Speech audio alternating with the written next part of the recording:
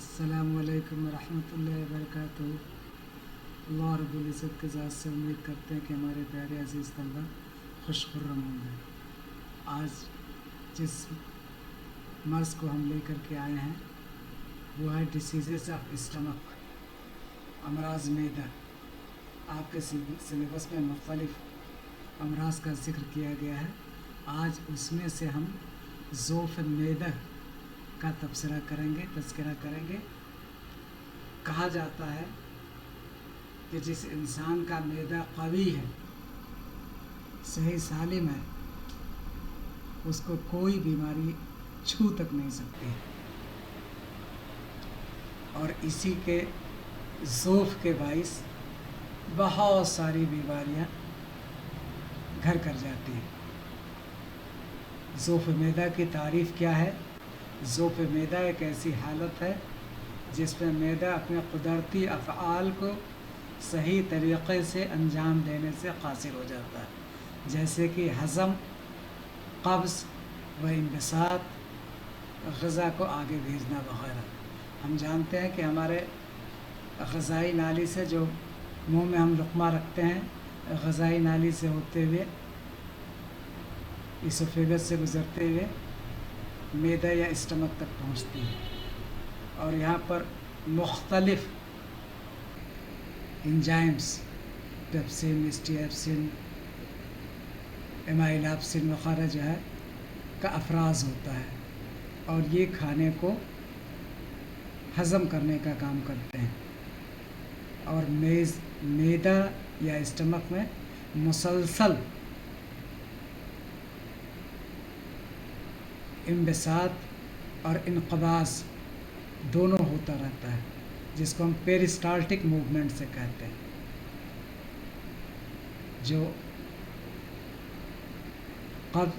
इनक़बाज़ और इंबसात हमेशा, और इसी से खाना आहिस्ता आहिस्ता स्टमक से नीचे गुज़रता है। तो जब इसके उज़लात कमज़ोर पड़ जाते हैं तो इस वक्त हज़म करने में खाने को दिक्कत आती है, ग़िज़ा को आगे भेजने में दिक्कत आती है। आइए हम आगे बढ़ते हैं। ज़ोफ़ मैदा एक ऐसी हालत है जिसमें मैदा अपने कुदरती अफ़आल को, उसका कुदरती अफ़आल क्या है? खाना को हज़म करना। अपना कुदरती अफ़आल को सही तरीक़े से अंजाम देने से क़ासिर हो जाता है, जैसे कि हज़म, क़ब्ज़, इंबसात और ग़िज़ा को आगे भेजना। ये सभी मैदा के काम हैं। डाइजेस्ट भी करता है।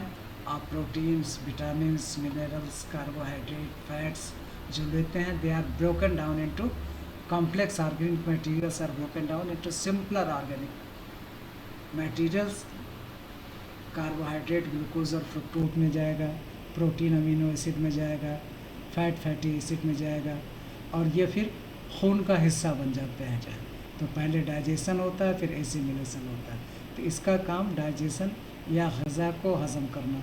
हज़म करने के लिए मुसलसल इनक़बाज़ और इंबसात पेरिस्टाल्सिस होती रहती है, जिससे ग़िज़ा आगे बढ़ता है और हज़म का अफ़आल जो है आहिस्ता आहिस्ता काम करने लगता है। असबाब क्या होते हैं? तिब्ब यूनानी के मुताबिक सूए मिजाज मैदा, मिजाज की ख़राबी, हरारत, बरूदत, रतूबत, यबूसत। आप जानते हैं सूए मिजाज क्या होता है? हर आज़ा का एक फ़ितरी मिजाज होता है, और इस फ़ितरी मिजाज पर वो अपने अफ़आल को सही तरीक़े से अंजाम देता है। अगर उसका मिजाज ऐसा हो जाए कि अपने फ़ितरी अफ़आल को अंजाम ना दे सके, तो इसे हम सूए मिजाज कहते हैं। और यह कैफियत मैदे में हो जाए तो सूए मिजाज मैदा कहते हैं। मैदा की फ़ितरी कैफियत है ग़िज़ा को हज़म करना, और अगर ये अफ़आल नहीं हो रहा है मैदे के ज़रिए सही तरीक़े से, तो कहा जाएगा कि सूए मिजाज मैदा है। और ये मिजाज मुफ़रद भी हो सकता है और मुरक्कब भी हो सकता है। मुफ़रद में हरारत गर्मी बरूदत, सर्दी रतूबत, रतूबात जूसी, यबूसत खुश्की। तो ये मुफरद है और मुरक्कब भी होगा, दो का इम्तज़ाज मिक्सिंग हो जाएगी। मसलन हरारत रतूबत, हरारत यबूसत, बरूदत रतूबत, बरूदत यबूसत। तो 4 मुफरद कैफियत होती है मिजाज की और 4 मुरक्कब कैफियत होती है।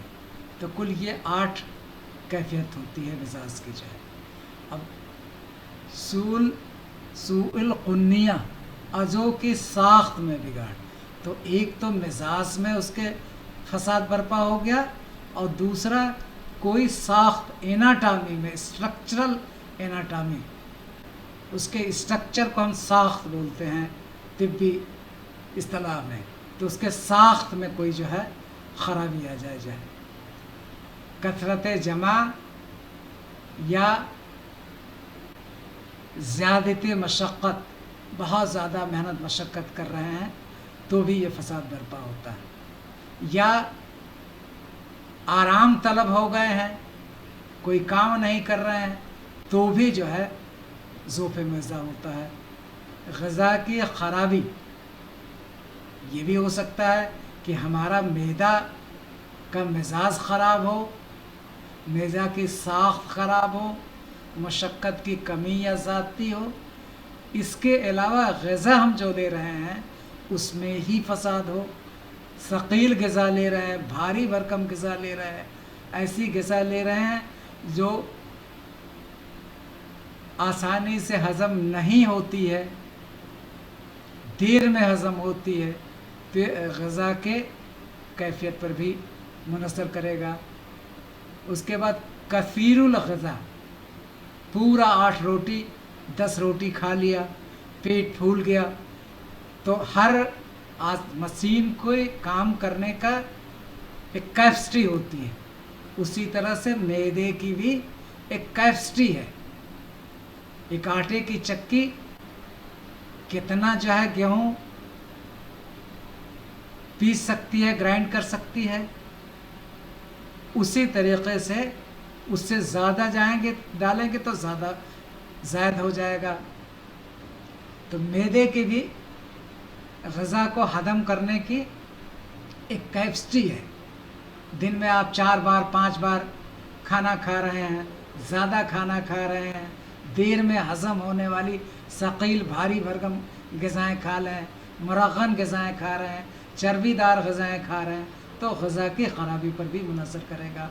और नामुनासिब ख़ुराक, पहले ही मैंने बता दिया, जितनी ज़रूरत है, कहते हैं कि खाने के 3 हिस्से करो, अपने मैदे के 3 हिस्से करो, एक पानी के लिए छोड़ो, एक सांस के लिए छोड़ो और 1/3 खाना, भूख का 1/3 हिस्सा खाना खाओ।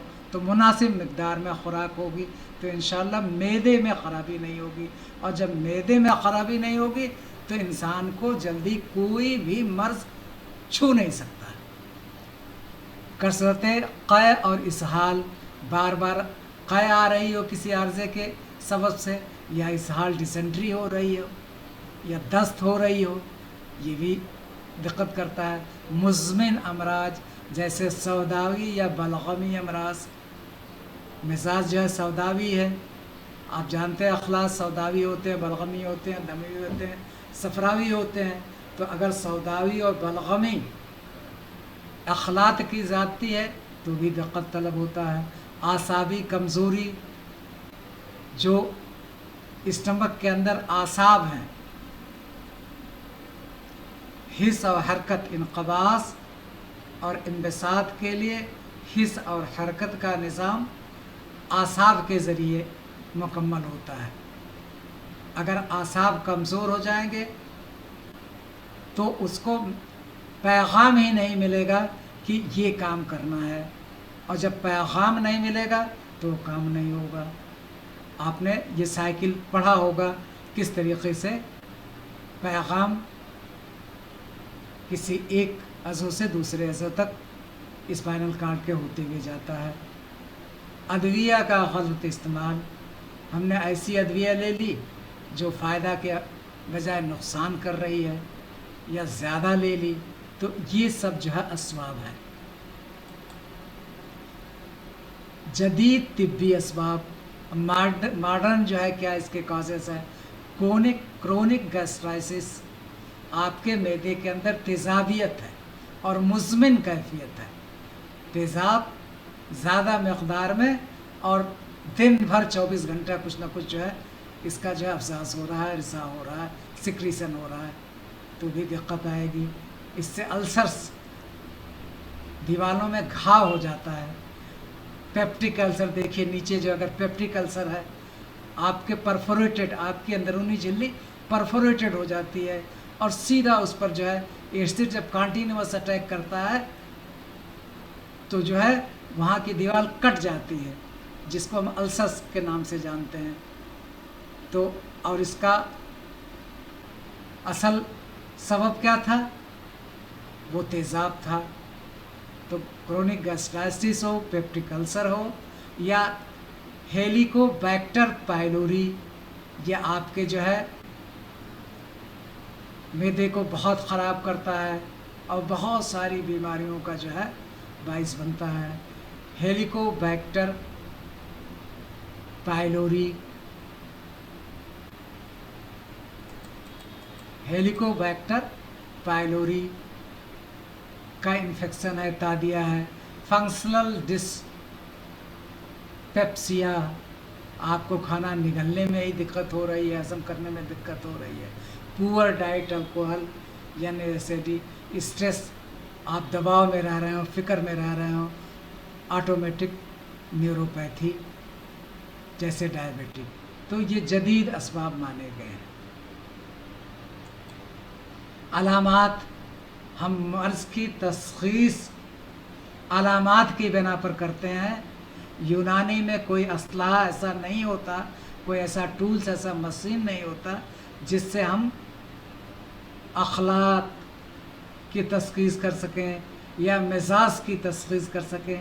اسی لیے کہا جاتا ہے کہ جس طرح سے پرانا چاول جتنا قیمتی ہوتا ہے، اسی طریقے سے پرانا حکیم زیادہ قیمتی ہوتا ہے۔ تو آپ کو اپنی صلاحیت اور تجربے کے بنا پر مریض کے اندر پائے جانے والے علامات کو دیکھ کر کے مرض کی تشخیص کرنی پڑتی ہے۔ اسی لیے ہر مرض کے علامات کو یاد کرنا اور پہچاننا پریکٹیکلی نہایت ضروری ہے۔ تو علامات کیا ہے؟ اس کو بھوک میں کمی ہوگی، کھانا نہیں صحیح کھائے گا، پیٹ بھاری بھاری پھولا پھولا رہے گا، ہاضمے کی خرابی ہوگی، کھانے کے بعد نیند یا سستی آتی ہے، آنتوں میں گیس رہتی ہے، متلی یا قے آتی ہے، قبض یا کبھی کبھی دست آتا ہے، زبان پر جو ہے سفید چھالے پڑ جاتے ہیں زبان کے اوپر۔ اسی لیے حکیم جی لوگ کہتے ہیں ذرا منہ کھولو اور اس کی زبان کو دیکھتے ہیں۔ اس کو منہ کو تکلیف دینا مقصد نہیں ہوتا، اس کی زبان کو دیکھتے ہیں کہ زبان صاف شفاف ہے یا کدورت ہے، جو ہے بدبودار، ڈکار، تھکن یا کمزوری۔ تو یہ اگر علامات پائی جا رہی ہے تو یہ ضعف معدہ کی طرف اشارہ کر رہا ہے۔ اب تشخیص کریں گے۔ تشخیص مزاج مریض اور تشخیص مرض، یہ دونوں بنیادی اصول ہیں حکمت کے، یعنی مریض کے مزاج کی تشخیص کرنا کہ کس طریقے کا مزاج ہے، اور مرض کی تشخیص کرنا۔ تو اب جو ہے یونانی کیسے کر رہے ہیں؟ مزاج کی اس کی جانچ کریں گے، یبوست ہے، رطوبت ہے، حار ہے، بارد ہے، مفرد ہے یا مرکب ہے، یہ مزاج کی، اس کے لیے کوئی مشین نہیں ہے، یہ آپ کو اپنے تجربے کی بنیاد پر کرنا پڑے گا۔ علامات کی بنیاد پر، جو اوپر علامات کا تذکرہ کیا گیا اس کے علامات پر۔ تو یہ دو طریقے خاص طور سے ہیں۔ اب جدید میں C B C, count blood cell, L F T, R F T, upper G I endoscopy, H pylori test, helicobacter pylori test, ultrasound, gastric motility study, تو یہ خاص طور سے علامات ہی جو ہے یونانی میں سب سے، یہ ماڈرن میڈیسن سے زیادہ اچھا طریقہ ہے اس کیس میں جو ہے علامات کی بنیاد پر جو ہے یہ بہت مہنگے بھی ہوتے ہیں، اور الٹرا ساؤنڈ اور گیسٹرک موٹیلٹی یہ تبھی پتہ لگے گا جب کرونک اسٹیج ہو جائے گی، اس میں کوئی سوجن آ جائے گی، تب یہ دکھائی پڑے گا. جب مزمن کیفیت میں ہو جائے گا تب دکھائی پڑے گا جو ہے سب میں. افتراقی تشخیص ڈفرینشیل ڈائگنوسس، کبھی کبھی پیپر میں تشخیص فارقہ یعنی ایسے مرض جو اس سے ملتے جلتے ہیں، ان مرضوں میں کیسے جو ہے آپ تفریق کریں گے. تو سوء ہضم کی خرابی، قرحہ معدہ آگے ابھی پڑھیں گے، سرطان معدہ یہ بھی آگے پڑھیں گے، زہریلا پینکریاٹس میں سوجن ہے. تو معدے اور بانقراس یا پینکریاس میں پائے جانے والے امراض کی علامات تقریباً ایک دوسرے سے ملتی جلتی ہے. تو اس میں تشخیص کرنا، فرق کرنا، پہچاننا بہت ضروری ہے. لیکن ابھی طالب علم ہے، آپ کو اتنا بتانا ہے کہ یہ مرض اور کن مرضوں کے ساتھ اس کی علامت ملتی ہے اور کن مرضوں سے اس کا فرق کریں گے. وصول علاج، تعدیل مزاج معدہ، پہلے آپ نے تشخیص کر لیا مریض کی، پھر معدے کے مزاج کی تشخیص کیا، اور پھر اس کے بعد تب تعدیل کریں گے، اسے عدل پر لائیں گے. جو چیز بڑی ہوگی اس کو جو ہے کم کریں گے.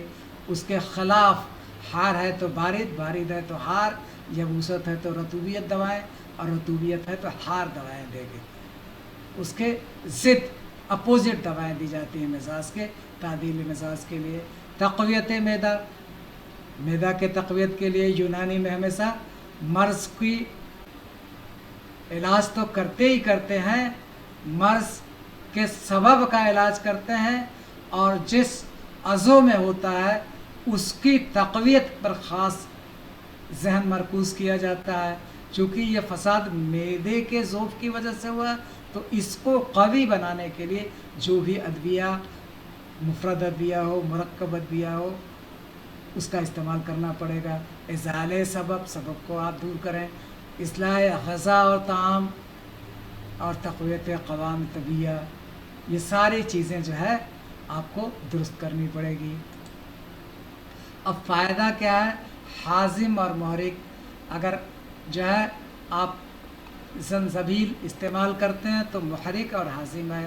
عود ہندی قابض اور مقوی معدہ. اجوائن حازم، دافع رعا. گیس کی بہت شکایت ہوتی ہے، صرف 1 چمچ جو ہے 5 گرام کے تقریباً اجوائن صرف انسان صبح جو ہے لے لے تو دن بھر اس کو گیس کی شکایت سے انشاءاللہ فراغت مل جائے گی. جو ہے دار چینی محرک و مقوی معدہ. جب بلغمی ہوتا ہے، بارد معدے کا مزاج ہوتا ہے، تو دار چینی یہ گرم ہوتی ہے، محرک بنا دیتی ہے اور مقوی بناتی ہے. صبر مروز یہ جو دافع تعفن اور مقوی آپ کی ہے. مرکب ادویہ میں معجون آملہ میں آپ جانتے ہیں 3 پھل ہوتے ہیں، ہڑ، بیڑ اور آملہ. تو اس کا جو ہے معجون آملہ خاص طور سے ذوق معدہ میں جو ہے اور جو ہے ہاضمے کو درست کرنے کے لیے استعمال کیا جاتا ہے. معجون دبید البر، معجون ہضم، حب مقوی معدہ، قرص حازم، اسارہ کدو، ایکسٹریکٹ کدو کا جو ہے. تو یہ خاص مرکب دوائیں ہیں، اس کو آپ یاد کریں. جو ہے غذائی ہدایات آپ کو پہلے ہی بتایا گیا کہ زود ہضم، ثقیل غذا قطعی نہ لیں، ایسی غذا لیں ہلکی جو کہ ہاضم ہو، جلدی سے ہضم ہو جائیں، معدے پر زور نہ پڑے. تو ہلکی زود ہضم غذا یعنی ایسی غذا جن کا ہاضمہ آسانی سے ہو جائے. شوربہ، جو کا دلیا، آپ نے خود جو کا اس کو دلیا وغیرہ بھی یہ بہت ہلکا ہوتا ہے.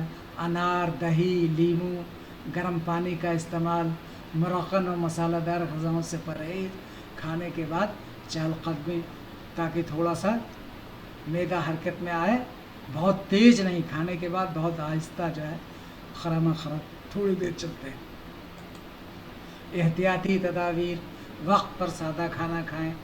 आप अपना वक्त मुकर्रर करें, सुबह शाम रात कोई ज़रूरी नहीं है। हर इंसान के खाने की मक़दार और वक्त उसके जिस्मानी मेहनत और मशक्क़त पर मुनहसर करती है। अगर ज़्यादा काम करता है, जिस्मानी मेहनत करता है, तो उसको ज़ाहिर सी बात है कि तवानाई के लिए ज़्यादा ग़िज़ा और तीनों वक्त लेना पड़ेगा। मुअम्मिर हज़रात है, 2 वक्त से भी काम चल सकता है, थोड़ा सा खाना खाया जाए। तो जो भी खाना है वक्त पर और सादा खाना खाएं, और जितना भूख है उससे कम खाना खाया जाए। भारी खाने से परहेज़ करें, ज़हनी दबाव से बचें, तंबाकू नोशी और शराब से बचें। नतीजा कुल तबसरा या तज़किरा का नतीजा क्या है? ज़ूफ़ मैदा एक काबिल इलाज है, काबिल इलाज मर्ज़ है, यानी ऐसा मर्ज़ नहीं है जिसका इलाज मुमकिन नहीं है, बशर्ते कि इस तरह की इसकी असल वजह की पहचान की जाए कि किसकी बुनियाद पर है, सबब क्या है, मौजू दवा और ग़िज़ा से इलाज किया जाए। तिब्ब यूनानी में इस मर्ज़ का काफ़ी मुअस्सिर इलाज मौजूद है। एलोपैथी यहाँ फेल कर जाती है, ये डंके की चोट पर कही जा सकती है। यूनानी आहिस्ता आहिस्ता लेकिन तवील मुद्दत होती है, तवील अरसे के लिए काम करती है, बशर्ते असूल इलाज और मिजाज की दुरुस्तगी को पेश नज़र रखा जाए कि किस तरीके के अखलाक हैं, किस तरीके के मिजाज है। उस सब को देखते हुए अगर आप अदविया का इस्तेमाल करेंगे तो इंशाअल्लाह अफादियत आपको यहाँ भी होगी, और याद करके एग्ज़ाम में लिखेंगे तो वहाँ भी इंशाअल्लाह अच्छे नंबर मिलेंगे। फ़ी अमानिल्लाह।